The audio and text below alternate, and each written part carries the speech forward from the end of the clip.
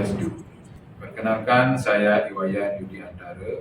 Dalam kali ini saya ingin mempraktikkan video coaching untuk supervisi akademik di SD 19 Dapuri. Dalam kesempatan ini saya akan mengcoaching teman sejawat saya yang bernama Ibu Anik. Silakan Ibu Anik perkenalkan diri. Om Swastiastu, nama saya Nila Putri Andriani. Saya mengajar di SD 19 Dapuri. Untuk saat ini saya mengajar di kelas 5. Baik, terima kasih atas perkenalannya Bu Ani. Nah, sekarang sebelum kita melakukan supervisi, ada 3 tahapan yang harus kita lalui. Yang pertama itu adalah pra-observasi, kemudian observasi, setelah itu baru pasca observasi. Nah, sekarang kita akan melakukan kegiatan yang pertama yaitu pra-observasi. Tentunya dalam kegiatan pra-observasi ini, saya ingin melihat kesiapan Ibu sebelum diobservasi ke kelas, mengenai kesiapan Ibu tentang mempersiapkan belajar dan tujuan pembelajaran yang akan dicapai oleh Ibu. Mungkin sekarang Ibu ada waktu? Ada Pak, kebetulan jam pertama di kelas saya kosong untuk pelajaran saya. Ya, mungkin tujuan saya untuk melakukan pra-observasi ini adalah untuk menggali lagi potensi yang Ibu miliki serta kompetensi dalam proses pembelajaran nantinya. Nah, untuk itu kira-kira tujuan pembelajaran apa yang ingin Ibu capai dan tujuan pembelajaran apa yang akan nanti Ibu sampaikan pada saat pembelajaran. Mungkin bisa diceritakan. Baik. Tujuan pembelajaran yang pertama itu adalah melalui diskusi kelompok, siswa dapat mengidentifikasi sifat-sifat cahaya yang berkaitan dengan indera penglihatan. Yang kedua, melalui percobaan sederhana, siswa dapat melaporkan manfaat dari sifat-sifat cahaya. Jadi 2 tujuan pembelajaran yang ingin dicapai, tentunya 2 indikator yang akan Ibu belajarkan juga kepada siswa. Nah, saya ingin tahu juga bagaimana sebelumnya pembelajaran Ibu di kelas serta pengembangan apa yang ingin Ibu capai dalam pembelajaran kali ini. Baik, terima kasih. Pembelajaran sebelumnya saya sudah menggunakan PPT. Saya pikir dengan menggunakan PPT, materi maupun pembelajaran yang saya sampaikan kepada siswa akan lebih mudah dipahami oleh siswa. Tetapi setelah saya memberikan ulangan harian, masih banyak anak-anak yang nilainya di bawah KKM, Pak. Jadi siswa Ibu masih banyak tentunya yang tidak mencapai target KKM gitu ya? Iya, betul. Mungkin kenapa masih ada siswa yang seperti itu kira-kira di kelas? Mungkin dengan PPT saja tidak cukup Pak, karena belum berpusat pada siswa, sehingga tujuan pembelajaran yang ingin saya sampaikan kepada siswa itu belum tercapai dengan baik. Masih ada anak-anak yang nilainya di bawah KKM. Jadi seperti itu Bu ya. Untuk pengembangan yang akan Ibu lakukan, mungkin strategi apa yang Ibu akan terapkan dalam pembelajaran kali ini? Dengan PowerPoint belum berhasil, jadi saya ingin menerapkan model pembelajaran NHT, Numeric Head Together, jadi penumaran di kepala. Oh, jadi Ibu ingin menerapkan model pembelajaran NHT, Numeric Head Together. Mungkin bisa diceritakan bagaimana tahapan-tahapan dalam model NHT tersebut? Baik Pak. Strategi pembelajaran yang saya berikan di sini yang pertama adalah penumeran, di mana saya akan memberikan masing-masing siswa nomor secara berurutan pada satu kelompok. Kemudian yang kedua, pengajuan pertanyaan. Jadi di sini saya akan memberikan lembar kerja kelompok di masing-masing kelompok untuk dikerjakan bersama kelompoknya. Kemudian yang ketiga, berpikir bersama. Masing-masing siswa dalam kelompok itu berdiskusi untuk menyelesaikan lembar kerja kelompok yang saya bagikan. Jadi di sana saya akan mengawasi masing-masing kelompok untuk berdiskusi kelompok. Yang terakhir, yang nomor 4 itu adalah pemberian jawaban. Jadi kelompok yang tercepat menyelesaikan lembar kerja siswa, di sana saya akan menunjuk nomor tertentu untuk siswa tersebut menyampaikan hasil diskusinya dan kesimpulan yang diperoleh dalam diskusi kelompok. Seperti itu kurang lebih, Pak. Jadi Ibu sudah menceritakan tahapan-tahapan tadi untuk model NHT. Tentunya pembelajaran yang Ibu akan terapkan itu berbeda dari sebelumnya. Jadi mungkin di sini saya sudah melihat nantinya mungkin akan berpusat pada siswa, sehingga dia lebih aktif lagi belajar. Terutama model pembelajaran ini ada diskusi kelompok gitu ya, kemudian melakukan sebuah percobaan, kemudian setelah melakukan sebuah percobaan, anak itu mempresentasikan hasil percobaan tersebut, tentunya dengan mengundi terlebih dahulu nomor yang ada di kepalanya, sehingga anak tersebut bisa melatih konsentrasi serta keberaniannya dalam mempresentasikan hasil percobaannya tersebut. Iya, betul sekali Pak.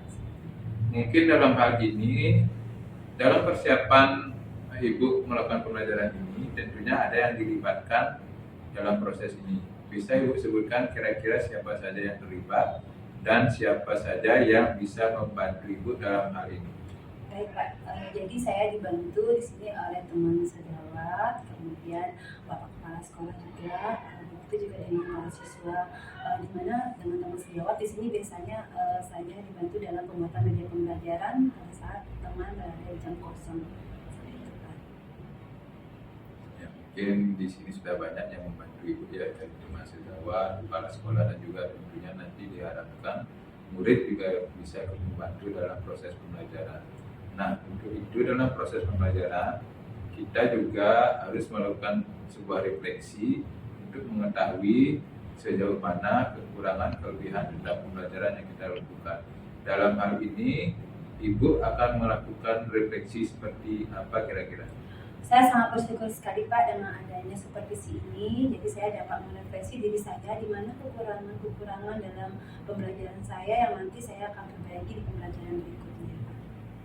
Jadi dari pemaparan Ibu tadi, tentunya Ibu sudah siap untuk diobservasi tentunya nantinya. Nah, saya sudah tidak sabar lagi nih ingin mengobservasi itu nanti tentunya. Nah, kapan kira-kira rencananya Ibu melakukan pembelajarannya? Sesuai dengan jadwal observasi supervisi gitu Pak, nanti di hari Selasa. Jadi di hari Selasa kalau tidak salah itu jam ke-1 ya? Iya, betul Pak. Ya, mudah-mudahan nanti dalam kegiatan observasi itu semua kegiatan berjalan dengan lancar, semua tahap-tahapan sesuai dengan rencana yang Ibu rencanakan, dan juga harapan-harapan kita sebagai guru bisa terlaksana dengan baik. Mungkin cukup sekian dari saya, Ibu bisa kembali ke kelas.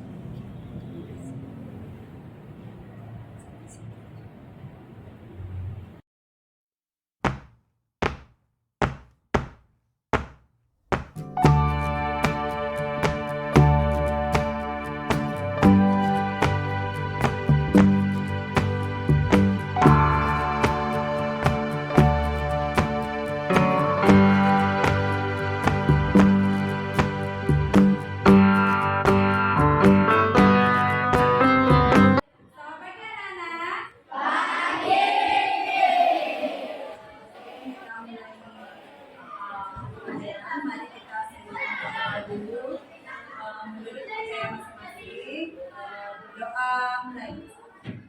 Tinggi ya, ya. Saya anak-anak sekarang. Nah, kamu tidur melihat cahaya dan yang bagaimana kamu lihat? Sendiri bagus. Siapa lagi yang bisa? Kasih masukan yang lain. Ayo, yang melihat sifat cahaya. Yang kedua, nanti anak-anak akan bisa membuat laporan hasil percobaan. Ya, jadi kita pada kegiatan nanti dalam pembelajaran kita akan melakukan percobaan.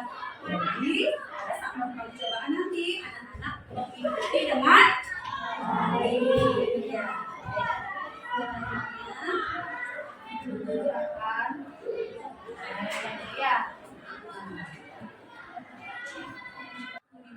Pembiasan ya, saya yang berharap pada membentuk kelompok ya, karena juga sudah terbentuk kelompok ya. Jadi silakan sekarang guru akan memberikan kalian tugas kerja kelompok. Nah, baik, sekarang guru akan bagikan dulu tugas kerja kelompok di masing-masing. Sebelumnya di tugas kerja kelompok ini kita akan ada peraturannya. Guru akan bacakan peraturannya. Ya, ini guru akan bacakan dulu. Anak-anak pegang LKK dari masing-masing kelompok. Ya, ini nanti baca dengan baik ya. Nanti setelah guru bagikan, guru akan bacakan peraturannya. Ya, ada peraturan nanti masing-masing kegiatan akan ada peraturan. Ini saya.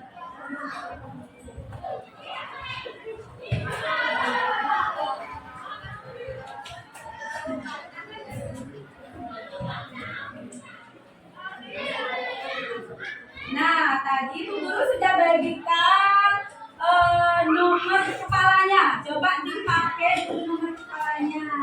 Ya, nomor kepalanya. Kurang ya, lebih. Terima kasih. Ya, sudah semua memasang ya, waduh, ganteng-ganteng cantik yang dulu pakai itu ya. Nah, sekarang dengarkan ya.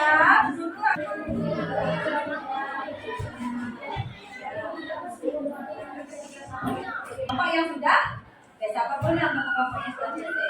Ya, kemudian yang ibu yang kemudian guru akan menunjuk salah satu dari kalian dengan nomor kepala kalian. Jadi anak-anak harus hafal dengan nomor masing-masing. Ya. Kita tunjuk pengerjaan kerja kelompoknya. Yang pertama, tuliskan nama anggota kelompok pada lembar yang tersedia. Sudah di sana anak-anak lihat. Yang kedua, kerjakan dengan teliti bersama dengan teman kelompokmu. Ya. Yang ketiga, tuliskan hasil diskusi pada lembar yang telah tersedia. Coba tuliskan lembar kedua. Ada tidak pertanyaan nanti untuk percobaan satu dulu ya anak-anak ya. Nanti dilihat. Kemudian yang keempat, ikutilah arahan pada setiap kegiatan yang ada di bawah. Lihat juga lembar kedua ada. Nah, percobaan satu. Ya, bisa anak-anak ketemu sudah? Oke, sekarang siapkan percobaan yang pertama. Alat dan bahannya apa saja? 1, lilin. 2, korek api. 3, karton berwarna gelap 3 buah berbentuk persegi dengan ukuran yang sama yang sudah dilubangi. Sudah? Jadi siapkan ya, nanti guru berkeliling hidupin lilinnya kalau sudah ya. Silakan siapkan dulu, guru yang pastinya korek apinya nanti.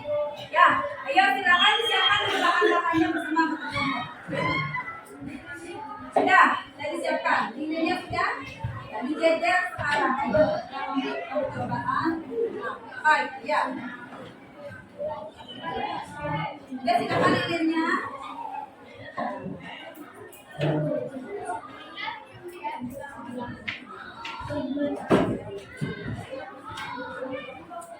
Anak-anak yang lainnya bisa membaca langkah-langkah percobaan.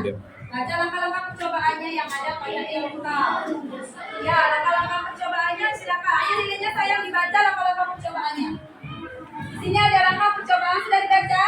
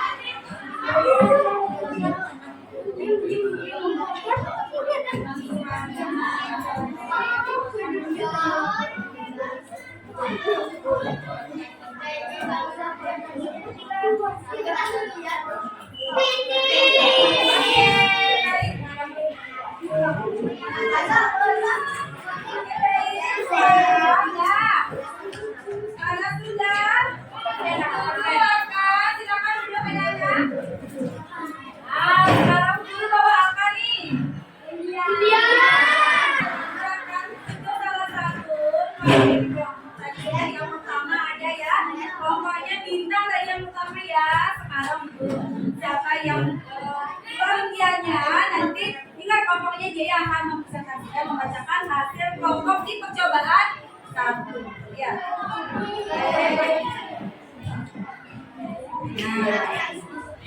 Nah, berapa Kak yang keluar? 5.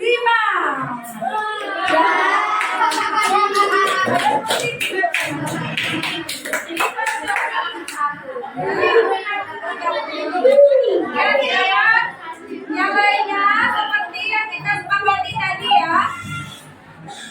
Ayo silakan saya yang keras. Maju nak maju. Maju saya. Yang keras suaranya ya. Ayo. Ani pada panas.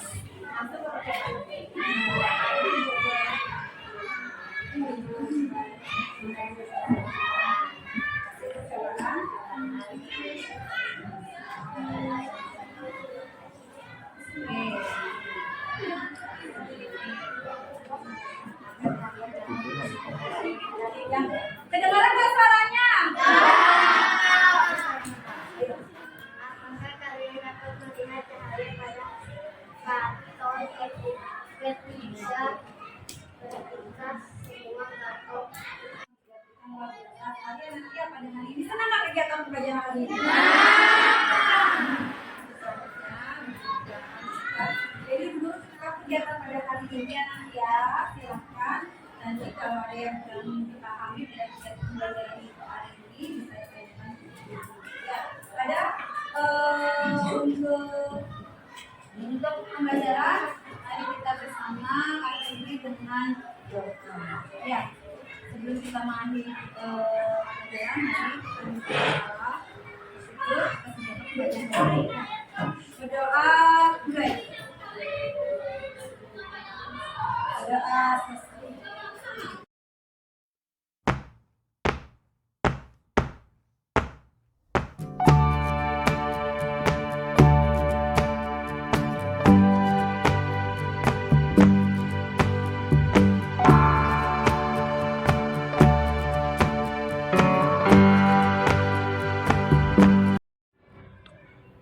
Om Swastiastu.